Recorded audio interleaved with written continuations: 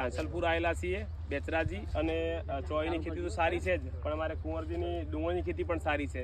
એવું કહે છે કે અમે રોપ લાયા છીએ અમારા વિસ્તારમાંથી, જે અમારે જામપુરની ડુંગળી બહુ ફેમસ હોય છે. તો જો તમે ડુંગળી બતાવીએ, લાવો તો નજીક કેમેરો લાવો. જો આવી ડુંગળી થઈ છે અમને, અને આખું ખેતર ડુંગળી વાયેલી છે અને કોઈ કેમિકલ પણ નથી નાખતા. તો ખરેખર બહુ સારી ડુંગળી થઈ છે. વીઘે 300-400 મણનો ઉતારો આપે છે. જો ખેતી એ તને પ્રેમથી કરવામાં આવે તો હું માનું છું કુંવરજી ખેતી જેવો કોઈ ધંધો નથી. શું કહેવું તમારું? સાચી વાત.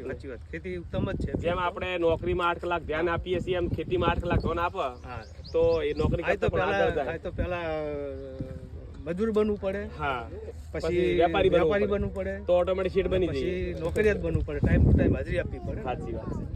ખૂબ ખૂબ આભાર. તમને માઇન્ડ બહુ આનંદ થયો. અમારા યુવાનોને બધાને માઇન્ડ બહુ આનંદ થયો અને બહુ સારી ખેતી કરી છે. હજુ ભગવાન ખૂબ આગળ લઈ જાય એવી પ્રાર્થના કરું.